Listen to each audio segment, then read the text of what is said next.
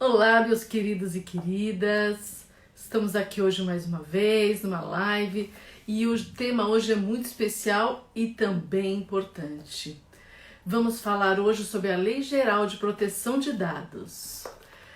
Sejam bem-vindos. Se estiverem me escutando bem, ótimo. Se não, vocês me avisem. Olá, Roberta, tudo bem? Prazer estar com você. É muito importante a gente estar falando sobre a Lei Geral de Proteção de Dados, que teve o seu lançamento aqui no ano de 2010. A gente vai falar hoje, eu e o Dr. Tiago. Olá, Sofia, tudo bom? Tá me ouvindo bem, querida? Ai, que linda. A Lei Geral de Proteção de Dados é a Lei 13.709 de 2018. Já tem se conversado desde 2010 sobre a proteção dos dados. E hoje quero falar com vocês exatamente sobre isso, sobre dados, o que são dados, o que tem que ser protegido. Vejam que as multinacionais, elas já estão tratando dessa questão. Olha, o Dr. Tiago já chegou, eu vou autorizar a entrada dele aqui para a gente começar esse bate-papo.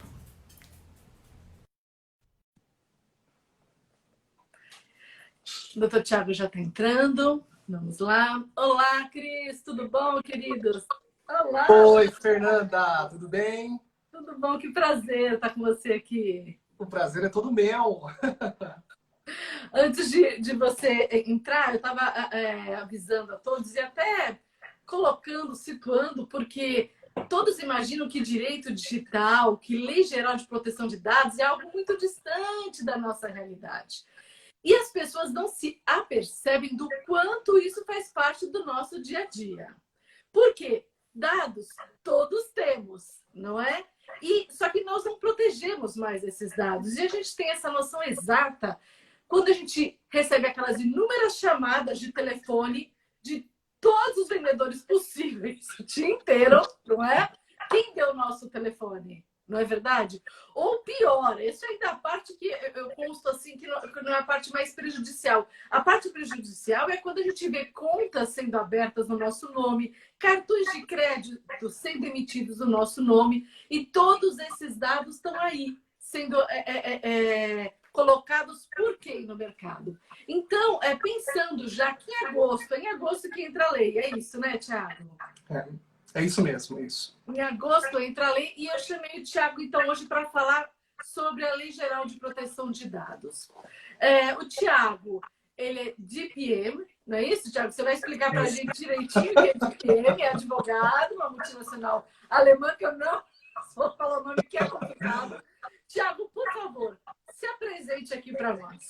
Claro. Bom, em primeiro lugar, obrigado pelo convite, Fernanda. Obrigado para todos os colegas que estão participando da nossa audiência, dedicando um pedacinho aqui da nossa sexta-feira, né? Que fez um dia super gostoso aqui na cidade de São Paulo, para participar desse bate-papo que vai ser bem divertido. Eu adoro falar da Lei Geral de Proteção de Dados, é um assunto que toca muito a vida das pessoas, né? E que eu tenho a certeza de que a gente vai ter uma repercussão muito grande aí nos próximos meses, né? Por conta do início de vigência.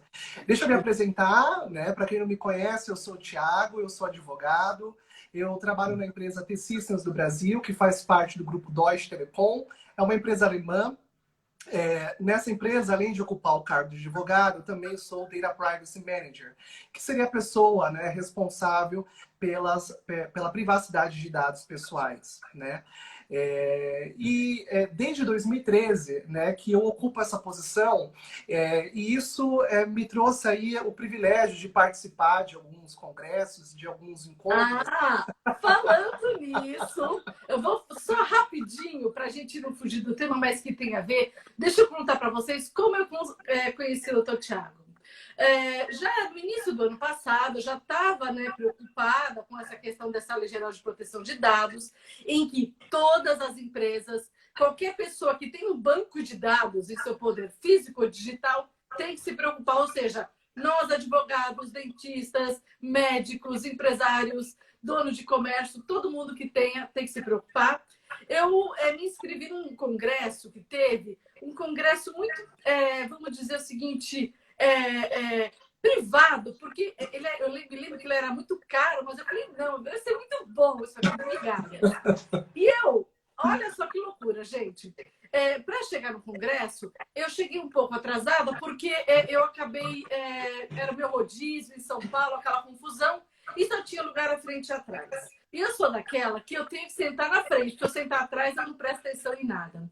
O que aconteceu? Sentei na frente. Quem estava ao meu lado? Doutor Tiago. E a gente fez uma amizade. Quando eu vi, ele foi um dos palestrantes, né, que falou sobre a privacidade dos dados. E foi assim que a gente se conheceu e fez uma amizade muito boa, né, Tiago? É isso aí, é isso aí.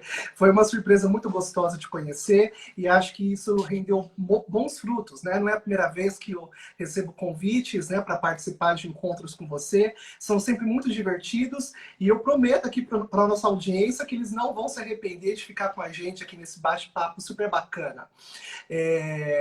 Então, né, estava aqui comentando sobre a função que eu ocupo, né?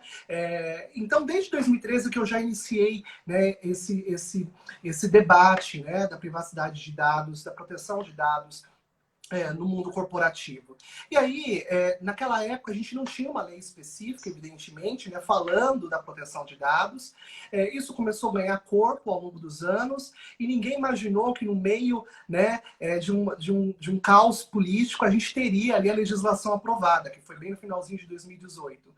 E foi uma surpresa, né, para a comunidade jurídica, né, que já sabia da existência do projeto de lei, mas quando ela entrou em vigor, isso fez com que os projetos, né, se acelerassem para que a comunidade no todo estivesse preparada para cuidar desse assunto.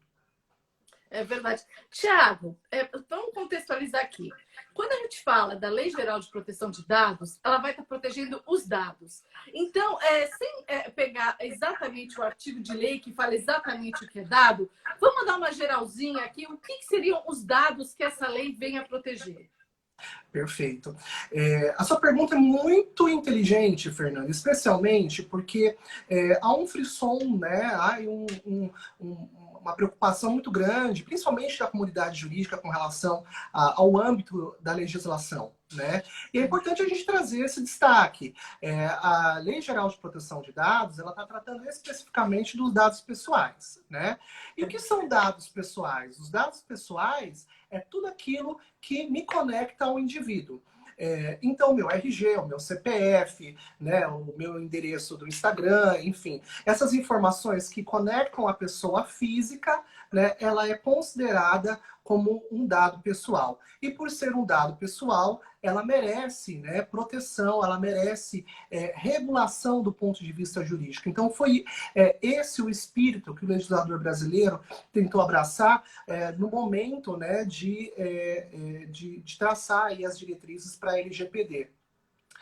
Deixa eu aproveitar também, Fernando, e falar uma coisa muito, muito bacana quando eu falo de proteção de dados, porque a gente começa sempre a ficar naquela discussão jurídica, né, do conceito e tal, e eu quero quebrar o gelo aqui para a nossa audiência, e acho que as pessoas vão começar a perceber a relevância disso na sua vida, né? Nós tivemos vários casos, não só no Brasil, mas em torno do mundo, né, que despertou essa preocupação, né, em se ter uma legislação que regule a questão da proteção de dados. Né? Não é um assunto novo, se a gente puxar aí de forma histórica, a gente tem vários tratamentos, né, no que diz respeito à proteção de dados pessoais, mas tem um episódio específico que é do Edward Snowden, né, que é um ex-agente da CIA, né, que revelou para o mundo inteiro que o governo... Tem um filme, não tem, Thiago, sobre ele, um filme? Tem um filme sim, bem interessante, inclusive. E ele revelou, né, para o mundo inteiro que o governo americano estava fazendo a espionagem de dados pessoais de uma série de autoridades, inclusive, né, na época da presidente da República, que era Dilma Rousseff.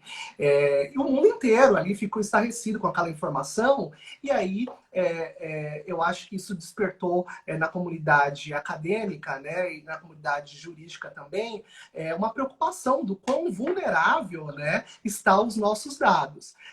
Então, sim, isso, né, Thiago, sem contar o valor econômico dos dados. Exatamente. Porque, olha, eu trabalho em direito de família, com a área civil, consumidor.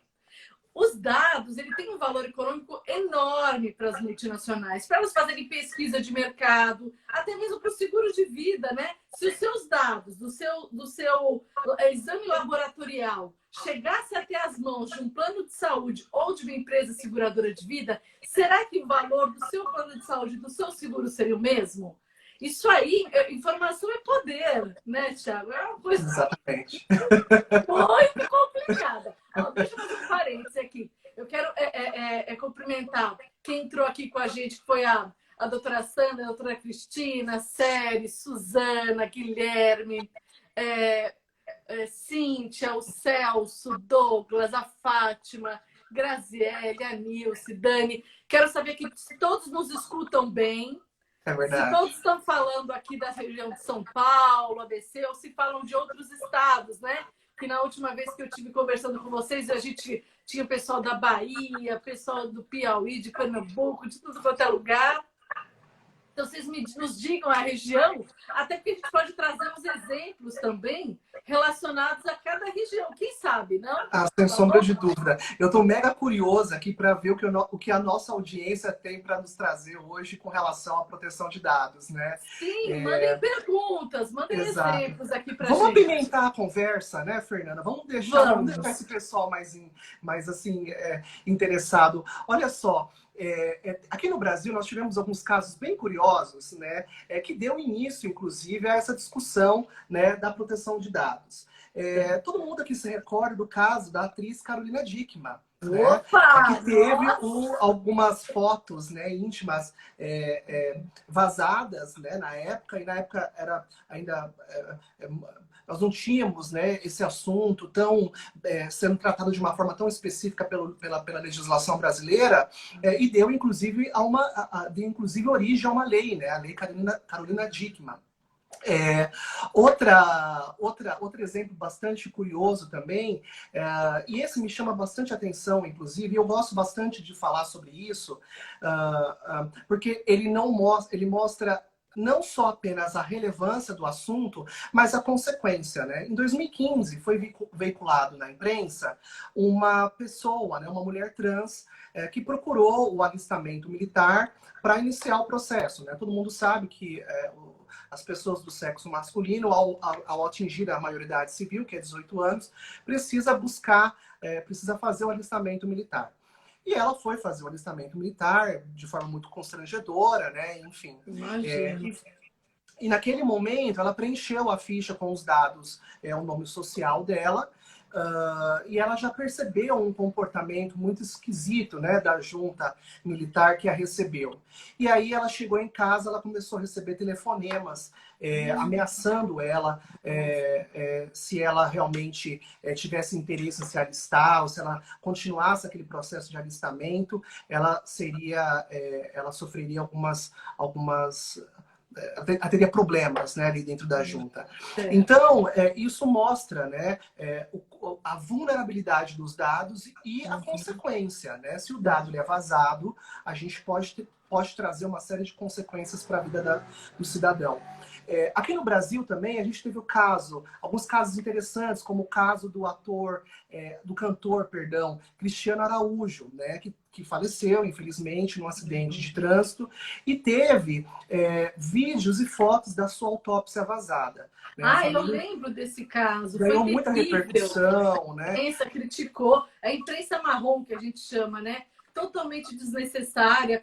Isso tudo está ligado ao direito da intimidade, que vai além da vida, não é só porque a pessoa faleceu que pode se fazer o que quiser com o nome e com a imagem. Né? Exatamente. É muito triste, né? Porque até hoje a família perdeu essa briga, até hoje essa discussão lá rola na justiça, né? E até hoje, se você fizer uma busca pelo nome do cantor, você vai encontrar, né, evidentemente, informações e fotos relacionadas a esse procedimento. A gente teve também o vazamento da foto e do prontuário da ex-primeira-dama, né, do Brasil, a Marisa, que foi a mulher do Lula, também teve esse vazamento. Eu sei que a médica foi, inclusive, desligada do hospital. E um caso muito famoso, que acho que algumas pessoas vão se recordar, o caso da Daniele Sicarelli, né? Que teve aí um vídeo íntimo Eu vazado. acho que foi um dos primeiros casos em que a gente viu a internet propagando uma informação, pelo menos no Exatamente. Brasil, né? No exterior já deveria acontecer, Exatamente. não é isso? Teve até uma Exatamente. pessoa aqui que postou, deixa eu ver o nome dela, uma pergunta bem interessante que eu me lembrei um pouco desse caso, né? Que é sobre a criação de contas falsas nas redes sociais, né? Quem postou aqui, gente? Fala aqui para mim que eu perdi. Foram muitas os comentários aqui, eu já perdi. E aí, isso a gente também vai falar, porque a Cicarelli, o vídeo dela foi postado no YouTube, não é isso? E Isso nunca mesmo. mais saiu. Ela teve, né? Ela ingressou com uma ação judicial, ela teve êxito, e o YouTube foi obrigado a tirar o vídeo do ar, inclusive a indenizá-la. É legal falar sobre isso, Fernanda, porque é o seguinte: ainda que a pessoa ela obtenha uma decisão judicial que a favoreça, né, e que faça a exclusão dos dados, uma vez que você tem esses dados veiculados na internet, a gente sabe a velocidade, né, que corre as informações. Você certamente vai ter muita dificuldade, né? Você pode até obter êxito na exclusão do vídeo naquela plataforma, né? Mas você não tem o controle, né, daquilo que navega na internet. Então, eu acho que é legal a gente fazer essa introdução para a gente iniciar o nosso bate-papo, porque as pessoas se sentem tocadas e incomodadas, né? O quão vulnerável aos nossos dados, né? Recentemente, a gente vem enfrentando uma série de discussões, por exemplo, com relação a quem acompanhou o noticiário recentemente, nos últimos dias, a exclusão, né, de perfis falsos do Facebook aqui no Brasil, né, vinculados. No mundo inteiro. Eu vi ontem, na primeira capa do Guardians, no jornal americano, que saiu, que foi retirado, o Facebook retirou os perfis falsos, né? Que fala exatamente que foi a advogada Cristina que falou do perfil falso. Exatamente. Que pode ser usado tanto como uma vingança virtual, como ela menciona, como ele pode ser usado para propagar fake news. Exatamente. Né, discursos violentos. Um pouco é suspiros de mim com relação a fake news, né? Esse é o tema da vez, e não tem como não falar em direito digital e falar na Lei Geral de Proteção de Dados sem falar, né, na fake news. Recentemente eu venho observando uma atenção maior, né, da comunidade, não só jurídica, mas como outras categorias também, dando uma atenção especial dos efeitos da fake news, né? E a LGPD ela tem aí, de alguma forma, um objetivo de traçar parâmetros e de proteger, né? Vamos construir um raciocínio para a gente tentar fazer uma conexão, né, entre a Lei Geral de Proteção de Dados, o direito digital e a fake news. Bom, fake news é uma palavra americana, né, notícia falsa. A gente sabe, gente, que na rede, na internet, existem robôs, existem perfis falsos que são criados, né, com o objetivo de propagar informações. E essas informações nem sempre são verdadeiras, né? E o objetivo é exatamente denegrir. Ou denegrir um conceito, né, que já está ali estabelecido, ou denegrir a imagem de outra pessoa. E aí que entra... Sempre um valor econômico também por trás disso, né? Desses fake news, né? Eu iria além, né? O presidente americano, aí os robôs, é o que dizem, né? E não sabemos se o atual também não foi eleito em detrimento de fake news, não sabemos. Exato. É um assunto espinhoso, né? Mas é muito legal a gente falar sobre isso, porque eu acho que a nossa missão aqui talvez também é levar um pouquinho de conhecimento para as pessoas, né? E entender um pouco melhor esse universo que a gente navega todos os dias. Mas a fake news, ela tem esse objetivo, então, de propagar informações falsas, e ao propagar as informações falsas, ela certamente vai causar um impacto. E esse impacto ele é muito negativo, às vezes para a reputação, para a honra da pessoa, né, que às vezes leva anos ali para conquistar aquela imagem, e no estalar de dedos ela tem toda aquela imagem derrubada, violada, né, por uma questão, uma informação falsa que é veiculada. E aí a gente fazendo essa associação que a gente iniciou agora no começo, com relação à velocidade que a informação se propaga, né, é muito difícil, né, você evitar isso. Então, a gente vê exaustivamente a imprensa e vários órgãos de comunicação iniciando campanhas, né, no sentido de combater essas informações falsas. Mas onde é que você falou a questão do efeito, né? A gente tem um efeito econômico, mas acho que o efeito mais, mais devastador aí seria o efeito político, né? O governo americano, por exemplo, sofreu uma investigação no FBI com relação a fake news.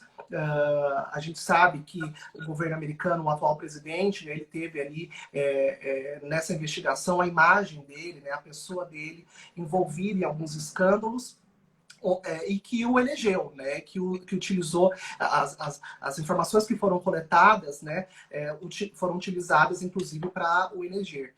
E aqui no Brasil também. Eu gosto de falar sobre isso porque a gente teve um escândalo da Cambridge Analytica, né? E quando a gente fala de proteção de dados pessoais, não tem como não falar desse escândalo, né? A Cambridge Analytica é uma empresa parceira do Facebook, né? E nessa empresa nós tínhamos um funcionário que em um determinado momento revelou para o mundo inteiro que a Cambridge Analytica estava fazendo coleta de dados, dados pessoais, e vendendo esses dados, né? Eu posso abrir um parênteses até Claro. nessa sua fala? Pessoal, quando vocês entram no Facebook, no Instagram, no Twitter, no LinkedIn, em todas as redes sociais, vocês aceitam os termos das redes sociais. E dentre esses termos, tem lá uma cláusula, não sei se vocês leram, eu leio porque eu sou cismada, que diz que você está renunciando aos direitos ao conteúdo ali postado. O que tem ali? Seus dados pessoais, fotos pessoais, às vezes até poesia, poemas, obras da sua autoria. O Facebook diz isso. E pelo fato do Facebook ser sediado na Califórnia, nos Estados Unidos, isso é um conflito de competência, de jurisdição com o nosso país. Então, o fato dessa empresa que a gente está comercializando, tá, ele está falando aqui, o Dr. Tiago, sobre os Estados Unidos. Só que isso também pode ter acontecido com a gente nas últimas eleições. Desculpa o parênteses enorme, Tiago, mas só para as pessoas entenderem a importância do que você está falando. Por favor. Olha, Fernanda, eu encontrei a primeira pessoa que leu o termo de uso ali, de utilização. Eu, particularmente, não leio, eu tenho perfis em várias redes sociais, né? Eu não leio exatamente para não me deprimir, né? Porque ali você... E para quem é aqui da área acadêmica, né, e da área jurídica, sabe o quão grave né, você abrir mão de um direito que é indisponível, que é o direito à privacidade. Por isso que eu assinei, porque eu quero mão o meu direito à privacidade e à intimidade. Pois é. Só que eu tenho cautela no que eu posto, né? A gente não pode fazer um diário nas redes sociais que depois a gente perde o controle. Não é que você perde, que ele deixa de ser seu, você não renuncia, mas você perde o controle, né, Tiago? Porque aí tem empresas como essa aqui pegam os nossos dados, pegam as nossas informações. Exatamente. Olha, vamos falar um pouquinho sobre isso, Fernanda. Eu acho que isso é um assunto bem... A lei trata sobre isso, né? Exatamente sobre esse controle dos dados. Vamos entrar um pouquinho na lei, Thiago. Você estava falando sobre os dados, sobre a privacidade, sobre esse escândalo, né? Que foi da venda dos dados do Facebook. A Lei Geral de Proteção de Dados brasileira, ela trata, sim, dessa questão da proteção dos dados. O que as empresas têm que fazer? Por exemplo, uma empresa de pequeno, médio ou grande porte? Se adequar e prestar bastante atenção. Essa é a resposta mais imediata, né? Além, né, de contratar um advogado para auxiliá-la nessa jornada de adequação. Mas vamos lá.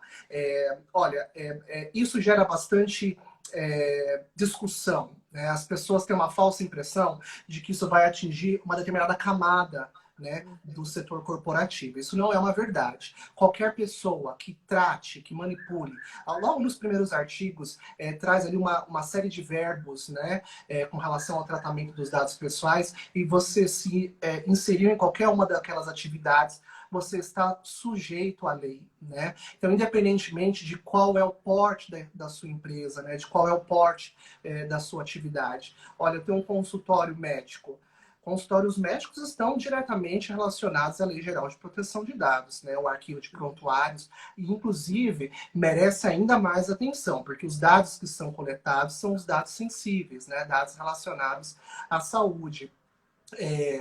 Eu tenho um escritório de advocacia, por exemplo, tenho informações pessoais, né, dos meus clientes, e claro, né, as empresas como um todo, né, que tem, acho que é o exemplo mais comum dos seus departamentos de recursos humanos, ali os prontuários dos seus empregados ou não, né? Às vezes o próprio nicho de atividade é o tratamento de dados pessoais. Eu gosto bastante de dar um exemplo, né? Existem empresas, por exemplo, que são o foco de atividade dela é dados estatísticos, né? Então ela é contratada por grandes empresas para Datafolha, por exemplo, Datafolha, e IBGE, tantas outras que têm essas pesquisas, exatamente. né? Eu Mas quero não só comentar aqui, ó, o doutor Jânio que entrou, que já deu um curso comigo sobre direito digital, o Luca, o Paulinho Júnior. Desculpa, Thiago, muito legal, né? Você vê a audiência aqui aumentando. Eu acho que isso é um sinal bacana de que as pessoas estão, né, se sentindo cada vez mais entusiasmadas aqui a participar. Isso é muito legal. Bom, então você tem ali as empresas, né, de grande porte que estão também associadas, né, estão subordinadas, sujeitas aos dados, né? Mas o que fazer? Olha, eu trato os dados pessoais. O que fazer a partir de agora? Eu não vou mais coletar esses dados, né? Olha, vamos dar aqui algumas dicas, né, para essas pessoas que estão aqui ouvindo hoje, né? Existe um dos princípios, né, que é da minimização, né? Tente tratar, procure tratar, coletar o necessário, né? Acho que essa é a primeira regra que se impõe para esse tipo de situação e para causar um pouco mais de segurança para as pessoas que tratam dados pessoais, né? Eu gosto muito de falar sobre isso porque é muito comum, às vezes você vai numa loja trocar um sapato e na hora de fazer a troca do sapato, a pessoa pede todas as informações relacionadas à sua vida, né? Então, se não, você vai na farmácia comprar um remédio, qual é o seu plano de saúde, qual é o seu CPF? Eu olho com o olho assim, saindo fogo. Para comprar o remédio. O que você quer? O meu CPF, os meus dados, se eu só vim comprar um remédio para dor de cabeça e quer saber o meu plano de saúde, o que você quer contar para o meu plano de saúde? Vamos conversar? É isso! E você sabe, Fernanda, inclusive... você sabe que, inclusive, uma rede de farmácias no estado de Minas Gerais que foi processada, inclusive, porque ela estava condicionando a venda de medicamentos ao preenchimento de um cadastro, né? Então, isso não pode acontecer. Olha, que loucura! Então, fica aqui a dica para quem é empresário, para quem tem empresas, né, e que faz a coleta de dados, é importante que você justifique a finalidade dessa coleta, né? Ela tem que ter uma função ali dentro do seu banco de dados, né? Não é necessariamente... Após essa coleta, a empresa vai fazer o arquivo do dado. Ela tem que justificar, ali prevê uma justificativa para ela guardar o dado, ou se ela vai repassar, se tem autorização para repassar, se tem punição. Como que ficou isso dirimido na lei? Ai, Fernanda, ainda bem que eu estou preparado para você, né? Não, é um bate-papo. Bate-papo assim, simples, mega, né, divertido. Eu tô me sentindo, pessoal, como se eu estivesse fazendo uma entrevista, como se estivesse ali na sabatina para ser ministro do STF. Não, longe disso. Pessoal, vocês acham que eu tô pegando pesado com o Thiago? Falem pra mim aqui. Não tô, vai. Me defendam, me defendam. Ó, tô vendo ninguém aqui, só tô vendo um coraçãozinho e joinha. Mas olha, Fernanda, brincadeiras à parte, né? Isso tem sim uma previsão legal para isso, a base de tratamentos legais, né? Existe um rol ali de situações em que você pode tratar os dados pessoais e como tratar, né? E um deles eu até trouxe aqui, é a finalidade. Então você precisa demonstrar o porquê que você está fazendo aquela coleta de dados pessoais, né? Principalmente quando você está fazendo a coleta de dado pessoal sensível, né? O que é o dado pessoal sensível? O dado pessoal sensível é aquele dado, seria o dado mais pessoal ainda, né? Acho que é uma forma... A intimidade que é conhecida só pelo sujeito. né? É o meu Exatamente. sentimento. Eu gosto de chocolate, não gosto do frio. Seria isso, né, Tiago? Exatamente isso, exatamente isso. Bom, vamos descrever o Thiago, né? O Thiago, brasileiro, advogado, aí tem o número da minha OAB, RG, CPF. Você fez ali uma leitura do meu perfil, né? Às vezes uma leitura numérica, né? Agora vamos descrever, né? Os gostos do Thiago, a orientação política dele, a orientação religiosa, a orientação sexual. Então você começa a entrar numa camada, né, da intimidade da vida daquela pessoa. E existe, né, sim, muitas empresas que coletam, né, esse tipo de informação para uma série de situações, né? Olha, é importante a gente também falar, Fernanda, a ideia não é endemonizar a lei, né? E também não é endemonizar A coleta de dados. as empresas que coletam os dados, né?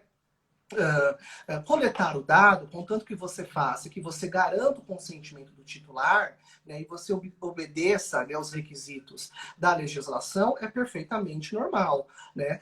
Quando a gente brinca aqui que quando você cria um perfil numa rede social ou em alguma plataforma streaming, por exemplo, né, às vezes você não se atenta ali na leitura, mas você está cedendo esse espaço, né, para que aquela plataforma ela avalie os seus gostos e ela sempre estimule, né, situações que possam induzir a sua compra, né, e que possa te trazer um certo tipo de conforto. Eu gosto sempre de fazer um convite para as pessoas, né? Coloca o seu RG, coloca o seu CPF no Google, né? E aí você vai encontrar ali o seu nome completo, né? Dá Enfim, medo, hein? você Dá vai medo, eu já fiz experimentar ali isso. algumas. Pois é, você Eu vai já fiz experimentar algumas isso. situações bem, bem curiosas, né? Ou faça um outro tipo de exercício. Entre no Google, por exemplo, e coloca ali alguma preferência sua, uma busca por um celular novo que você está procurando, um Acabou. carro novo, né? E na sequência, entre numa rede social, um Facebook, No um seu Instagram. e-mail mesmo, no seu Pois e-mail é, pessoal. você vai observar, né, que essas plataformas elas se comunicam e certamente logo nas primeiras páginas, a gente chama de feed, né, de notícias, você vai observar que existe uma série de propagandas relacionadas àquela busca que você fez, né? Existe inclusive uma coisa muito curiosa que é com relação à Siri da Apple, né? E também a Amazon, né? A Amazon também lançou um boneco digital, né? E essa pessoa está sempre ouvindo ali A inteligência artificial, né? Que na verdade nos exatamente, ela está ouvindo vigia, né? a sua conversa, os seus gostos, né? E às vezes quando você entra na internet, a primeira coisa que aparece é aquilo que você acabou de falar, né? Recentemente estava numa conversa com uma amiga, e a gente estava falando sobre um determinado assunto, e ela entrou no Instagram dela e falou: Olha isso! Eu tava falando sobre Que isso aqui no Instagram, coincidência! né? E as E ela não tinha. pessoas acham que é coincidência. Exatamente. É aí que a Lei Geral de Proteção de Dados ela entra, né? Para regular isso, para trazer proteção a esse tipo de situação, né? Para nos Tiago, pode proteger, isso? né? Para proteger a pessoa física, né? Para que não deixem os nossos dados no mercado de qualquer forma. Eu queria cumprimentar a doutora Silvia, que acabou de entrar aqui conosco, Silvia Marzagão, que prazer tê-la aqui. Tiago, me fala uma coisa. Teve uma pergunta aqui em cima da Uhum. doutora Fátima. Ela está perguntando sobre as punições no caso da vazamento de dados, que eu estou falando vazamento, que é um descuido, mas a gente sabe que não é descuido, né? A gente sabe que tem uma responsabilidade muito forte nessa lei. Quais são as punições? Eu sei que tem punições muito fortes que não são iguais à lei europeia, né? Que lá Exatamente. realmente pesaram na mão, foram sérios. Legal, Fernanda. E doutora Fátima, seja bem-vinda. Obrigado pela sua pergunta. Falar sobre sanções é sempre um assunto que, olha, você está na sua empresa, você está numa reunião e você quer iniciar um projeto de adequação e você não tem ali, já usou todos os seus argumentos, né, para tentar convencer a necessidade de se adequar. As sanções assim, o golpe fatal. Né? A lei ela prevê um máximo que é de 50 milhões de reais, né? Acho que de 2% do faturamento até 50, limitados a 50 milhões de reais. Então, Veja perceba. bem, vamos repetir para vocês avisarem os clientes de vocês. 2% do seu faturamento é a multa até 50 milhões. Para empresas grandes, 50 milhões não é nada, vale a pena o vazamento.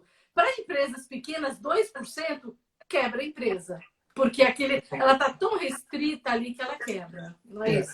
Fernanda, é muito legal a sua observação, porque é o seguinte, a gente sabe que tem grupos econômicos que são muito fortes, né? E o faturamento é estrondoso. E que 50 milhões, né, talvez não faça ali o efeito pedagógico que a lei trouxe. Mas a lei brasileira, ela vai afunilando, né? Uma das sanções, inclusive, é a cassação da atividade. Então, os agentes que tratam da proteção de dados, eles têm que ficar muito atentos, porque eles podem... os 50 milhões não é a sanção máxima, né? A sanção máxima pode ser a cassação, e ninguém quer ter a sua atividade interrompida, né, em razão da não observância da lei. Puxando um pouquinho o gancho da doutora Fátima, ela falou sobre a sanção, né? Agora, quem aplica essa sanção? Né? Isso aí é que está o problema. Porque, ó, a lei, agora em agosto, acabou a vacatio legis. Porém, diante dessa pandemia, já chegaram a um consenso se as punições já começam a ser aplicadas, Thiago? Porque a gente, o órgão regulador, onde está? Ele parou no meio da pandemia, né? Ele dá uma paradinha aí. Mas olha, vamos lá. A questão da vigência da lei, que é o primeiro ponto da sua narrativa, é um ponto ainda muito polêmico. Por quê? Tem uma medida provisória que foi editada alguns meses atrás, né, que postergou o início da vigência dessa lei para o ano que vem. Até agora a gente não viu nenhuma movimentação do Congresso para converter a medida provisória em lei, né? Então, até hoje, 10 de julho, às 19h36, a lei ela entra em vigor em agosto, né? 20 de agosto, se eu não estou errado, né?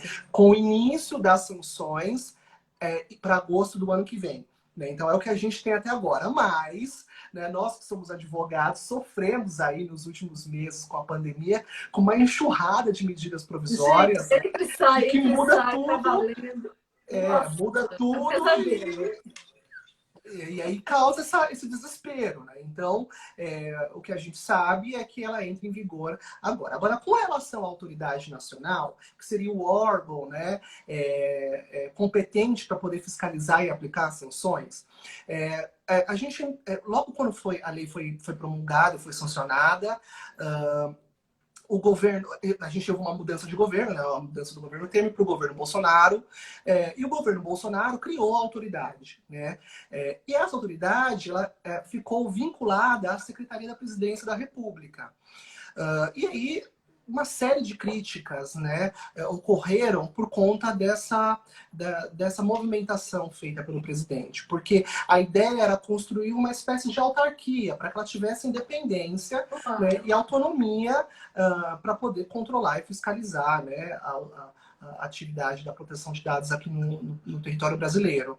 E a gente não teve, né, nenhuma movimentação nesse sentido. Então, o que a gente tem até agora é isso. Mas, se a gente voltar um pouquinho atrás, a ideia inicial, inclusive, era que esse tema ficasse subordinado aos PROCONs.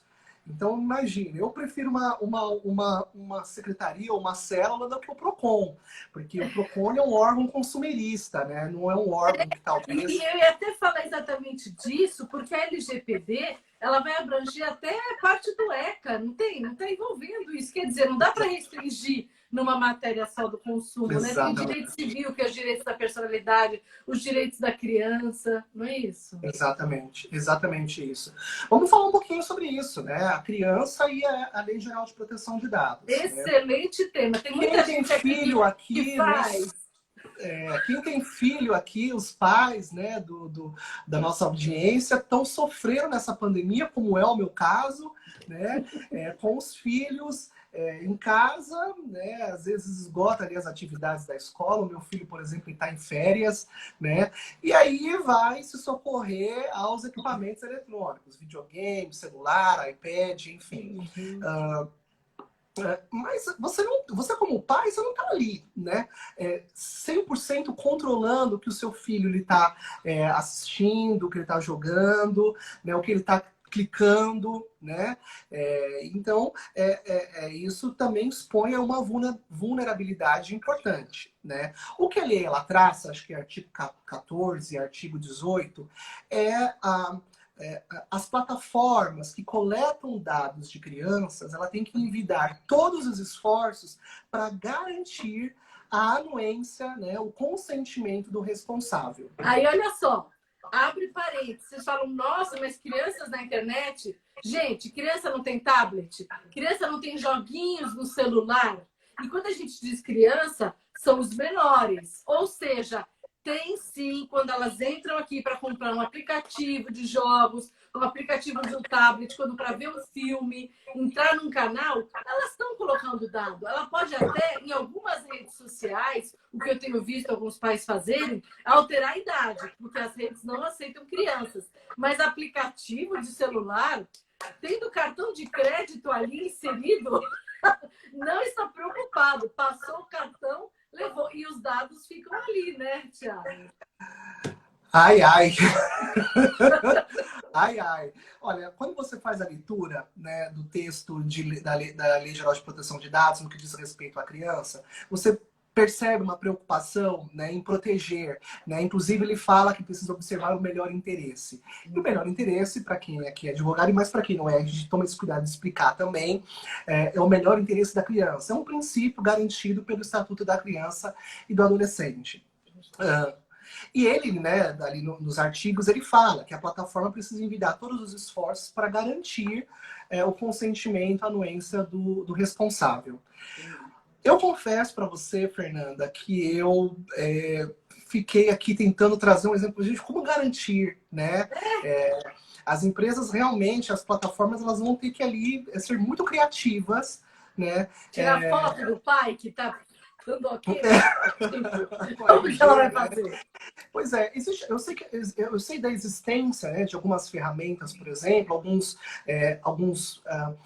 robozinhos, espiões, né, que você instala ali naquele equipamento e ele fica monitorando, né, ele fica mandando alertas para o celular do responsável, né, se a criança está tendo acesso a algum conteúdo ilícito, algum conteúdo inapropriado para a idade dela. Né? É um exemplo mais prático que eu consigo dar, né? Mas fica aqui ao meu alerta, né, para quem coleta dados de crianças, né? A lei ela traz essa determinação de que você precisa garantir o consentimento do responsável também, né? E aí, gente, quem trabalha com plataformas virtuais precisa realmente ser muito criativo, né? E precisa, talvez, ali contratar um advogado para estudar alternativas de como garantir isso. Né? E é tão interessante, Thiago, que você tem sempre mencionado aqui, quando a gente fala, e como é que a gente vai tratar os dados? Aí você falou, tem que contratar um advogado. Quando vai ver a plataforma contratar um advogado? Porque eu acho que não é semana que vem, na outra semana, né, que a gente viu na tua agenda, a gente vai falar sobre as novas profissões que o direito digital traz. E é interessante mencionar isso, porque toda hora que você está falando do advogado, é o advogado que entende também de direito digital, não é só consumidor civil, né? Sem sombra de dúvida. A lei também traz a figura do encarregado, né? O encarregado é a forma abrasileirada de falar Data Privacy Officer ou Manager, né? A pessoa responsável dentro do ambiente corporativo, dentro de uma corporação, pela regulação e pela interface com a autoridade nacional, né, sobre a questão da proteção de dados. Então, alguma pessoa que se sentiu incomodada, viu um dado seu sendo veiculado de forma errada, vai procurar esse canal, essa pessoa, para poder para poder tratar, né?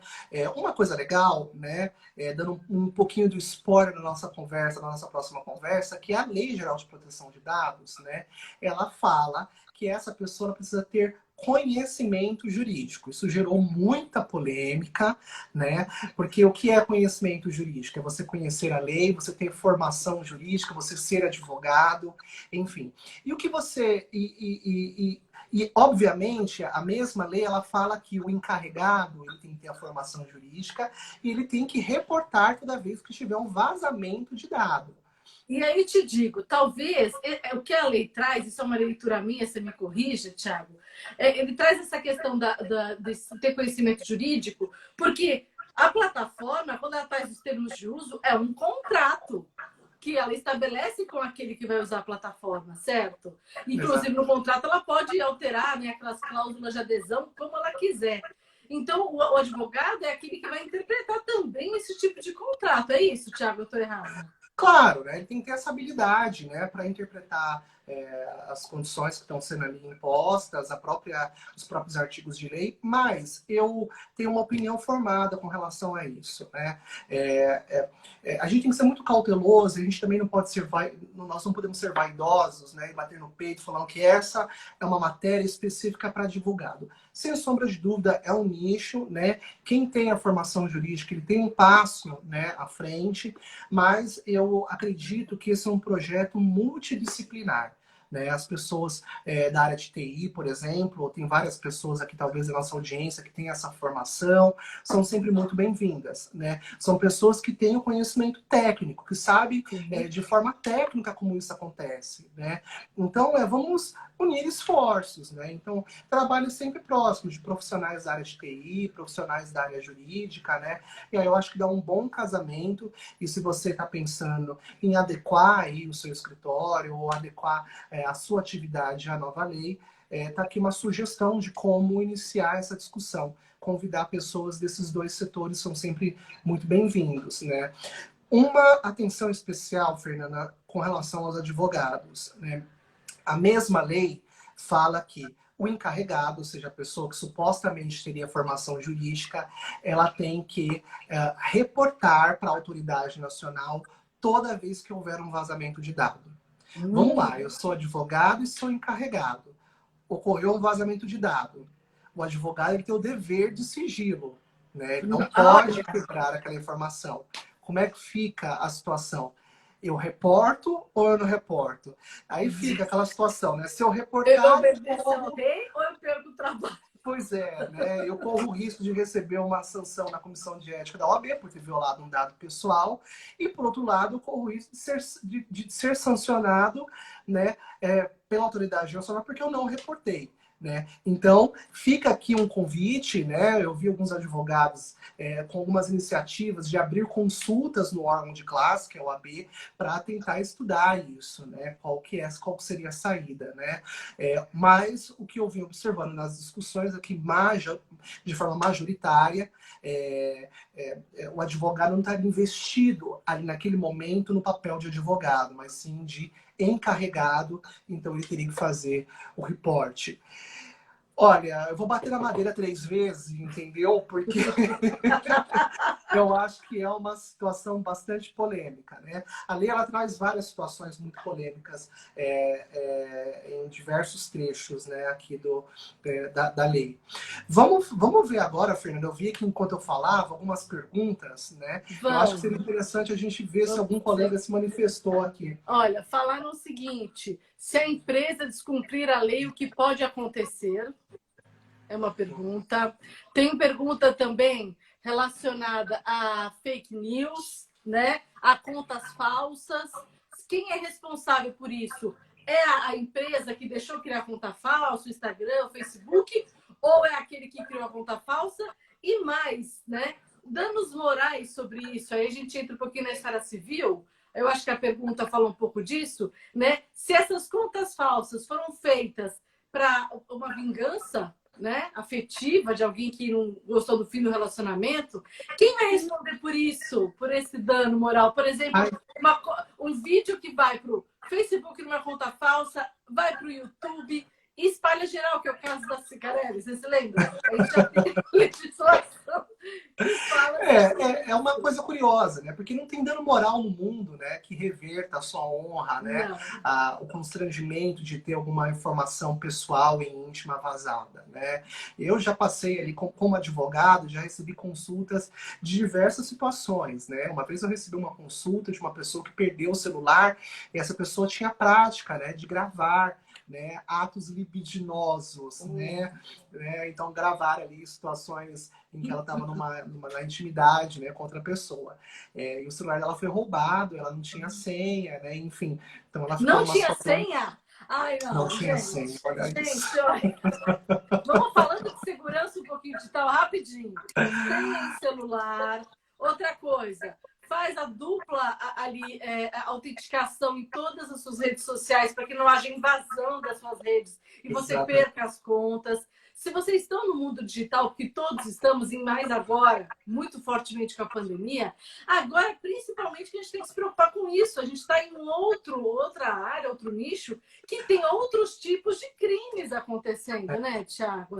Exatamente. Olha, você falou uma coisa curiosa, né? Aproveitando também dando uma dica, uma coisa que eu descobri recentemente é atividades de login do Instagram, né? Se você for ali em configurações, segurança, atividades de login, você vai ver quantos perfis estão logados na sua conta. Eu fiz esse exercício recentemente, eu tive um troço. Tinha Sério? perfis na África do Sul, tinha perfis na Você não tinha Índia, aquela dupla China. autenticação?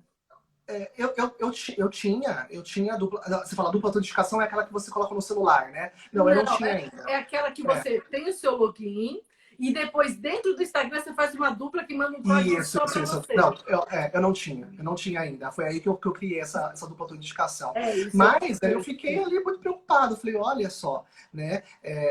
Perfis, logins feitos em cidades do interior de São Paulo, né? E aí a recomendação é que você saia de todos esses logins e mude a sua senha, né? Imediatamente. Agora, voltando aqui um pouquinho pro debate, acho que um dos colegas falou sobre... Bom, a gente falou das sanções, né? 50 milhões, até a cassação da atividade. Teve uma outra pessoa que falou, eu não me recordo, Fernanda, qual foi a pergunta aqui Deixa eu ver se eu acho aqui. Que muita gente entrou. Perfis falsos de juízes namorados, direito ao esquecimento. Então, falando do direito ao esquecimento, né? Antes um pouquinho de falar do direito ao esquecimento, essa questão de a gente também ter o nosso perfil, avatar, seja o que for nas redes sociais, está criando uma nova modalidade, que eu até já falei algumas vezes, depois eu vou criar fazer um vídeo sobre isso, já dei algumas palestras sobre isso, sobre estelionato emocional, que acontece nas redes sociais, que as pessoas criam um perfil falso, tá? E com esse perfil falso começa a assediar outras.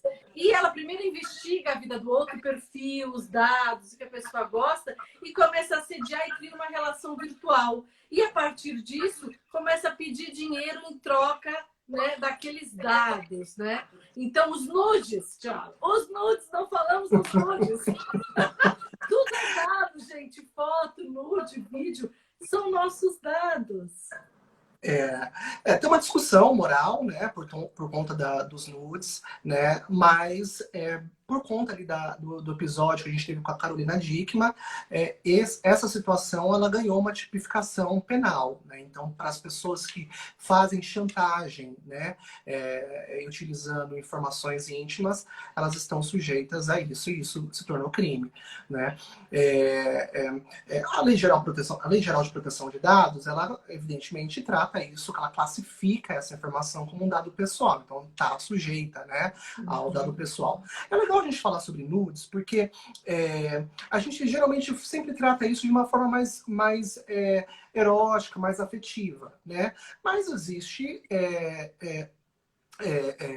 alguns setores, né, que tratam, né, da foto íntima da pessoa. Cirurgiões plásticos, por exemplo, né, ele precisa fotografar essas regiões, né, armazenar isso num determinado espaço, né, virtual, para que ele consiga analisar, enfim, traçar ali quais são as diretrizes que ele precisa observar na hora de fazer o procedimento cirúrgico, né? Tiago, qual seria a recomendação, por exemplo, para um escritório, para um consultório médico que coleta esse tipo de informação? Né? Talvez uma informação muito comum, todas as vezes que eu ouço especialistas falando disso, né? É de comum na comunidade, sempre tire evitando, né, o rosto da pessoa, enfim, para que você não consiga associar aquele corpo àquela pessoa. Acho que é uma das formas. E na hora de descartar a informação, a lei ela fala um verbo, né, que só existe na lei: anonimizar. Que é isso que você está falando? Seria isso? Seria uma forma de anonimizar. Vamos falar um pouquinho de anonimização, né? Anonimizar é você criar um mecanismo, né, para não deixar aquela informação tão diretamente relacionada à pessoa da Fernanda. Né? Olha, eu preciso utilizar algumas informações pessoais da Fernanda. Eu sou, por exemplo, um órgão sanitário ou uma empresa que está fazendo coleta de dados da sua população corporativa para implementar atividades relacionadas a coronavírus, por exemplo, né? Como coletar esses dados pessoais? Bom, ao invés de eu colocar Fernanda, branca, X idade, a formação, CPF, RG e tudo mais, né? Eu vou tirando alguns elementos, né, dessa identificação, né, para eu anonimizar. Né? Eu consigo utilizar o dado para a finalidade que eu estou tratando, mas eu anonimizo. Então, Né? Então são eu os tiro. dados que me identificam. Seria isso? Exatamente. Claro, né? Dados que identificam, eu deixo ali os dados necessários para eu realizar a minha atividade. Então, ao invés de colocar o nome, talvez, da Fernanda, eu coloco Fernanda apenas. Né? Eu preciso da cor dela, então eu tiro a cor, tiro a religião, tiro o CPF, tiro o RG e deixo só, por exemplo, o dado relacionado ao último exame médico que ela fez. Né? Assim, eu torno mais difícil a identificação da pessoa Fernanda, né? Então, isso é anonimizar, né? Tiago, mas eu não consegui entender uma forma prática. Você conhece situações, né, onde isso é aplicável? Conheço sim. Né? Tem empresas, por exemplo, que contratam, né, cobaias para poder fazer experimentos, né? Então, por exemplo, vamos usar um exemplo prático, que, por exemplo, o estado de São Paulo, a gente sabe da vacina, né, do Covid, tá fazendo ali, coletando, né, pessoas interessadas para serem cobaias na vacina, né? Então ela vai preencher um formulário. Ao invés de eu preencher o nome, RG, CPF, todas aquelas informações que vão identificar a Fernanda ou o Thiago, eu vou coletar apenas os dados médicos dela, né? Peso, altura e o tipo sanguíneo, né? Que é importante para aquela pesquisa em si. E não Exato. abrangendo muito mais do que Exato. necessário. Isso é anonimizar, né? Eu brinquei aqui numa das nossas conversas, né? Que em época de faculdade eu fazia, eu me habilitava, né? Para fazer testes. Né? Então, a Coca-Cola ia lançar, por exemplo, um novo modelo de refrigerante, eu me habilitava ali, né? Para poder experimentar as novas bebidas e falar o que eu estava gostando, estava tomando aquilo. Enfim, isso enfim, eles não precisam de todos os meus dados, eles podem colocar só, olha, Thiago, sexo masculino, e colocar qual foi a minha sensação, né? Ele pegou, ele conseguiu realizar o trabalho dele, né? E não precisou necessariamente identificar a pessoa. Então, isso é anonimizar. Tá. Enquanto a gente fala aqui, a gente alguém tá falou... só 3 minutinhos aqui. A Cristina falou que o Laboratório de Análises Clínicas tem código e senha para cada paciente. O nosso tempo já está acabando. Para eu conseguir salvar essa live para quem não pôde assistir, gente, se vocês sabem de alguém que tem interesse e não pôde assistir, fala da live que ela vai ficar salva, tá? Outra coisa que eu queria falar para vocês. Então, eu vou estar conversando com o Thiago, dia 24 de julho, sobre as novas profissões que estão vindo com a lei LGPD, com o direito digital. Agora, na semana que vem, sexta-feira, eu vou estar falando com o tabelião substituto, o Antônio, sobre o provimento 100, que trata exatamente das atas notariais eletrônicas. Então, quem tiver interesse disso, acompanha. E eu ia pedir, então, para... Querem saber de mais lives? Me sigam aqui no Instagram. E para seguirem o Thiago, que também está sempre cheio de novidades no canal dele, né? É Thiago Rodrigo. É isso. Isso, né, Thiago Rodrigo, isso aí. Thiago Rodrigo. Queridos, muito obrigada pela audiência e principalmente ao Thiago por ter cedido um tempo dele, que o tempo é a coisa mais preciosa que a gente tem, né, Thiago? E você nos cedeu aqui o seu conhecimento de forma graciosa, generosa. Muito obrigada por estar aqui conosco. Eu acho que nessa 1 hora a gente conseguiu falar muita coisa. Claro que não aprofundou muito o que é possível, Mas eu queria assim, te agradecer demais essa oportunidade, que eu sei que você falou muita coisa, como aquele dia no Migalhas, você falou para mim, tantas palestras, e que você ainda tem muito a dar, por isso que você vai estar aqui com a gente, né? Agora, na próxima semana, aí, no dia 24 de julho. É isso aí. Certo? Foi uma loucura, né? O nosso bate-papo foi uma loucura, uma miscelânea de vários assuntos. Eu tentei que, de alguma forma, né, trazer alguns esclarecimentos. É sempre uma loucura falar de... Porque um assunto vai puxando o outro, né? Tá Mas foi certo. um prazer. É um prazer bater um Prazer é papo com meu, você. Thiago. Obrigado para a nossa audiência que participou. E eu estou à Obrigada. disposição de vocês para a gente conversar melhor sobre isso depois. Queridos, se vocês não quiserem receber o e-book sobre artigos científicos, coloco nos comentários, não dessa live, do que eu vou salvar, o seu e-mail. Vou encerrar para não perder. Tchau, tchau, gente. Tchau. Vou salvar. Tchau, Tchau, tchau, tchau. Fernanda. Obrigada.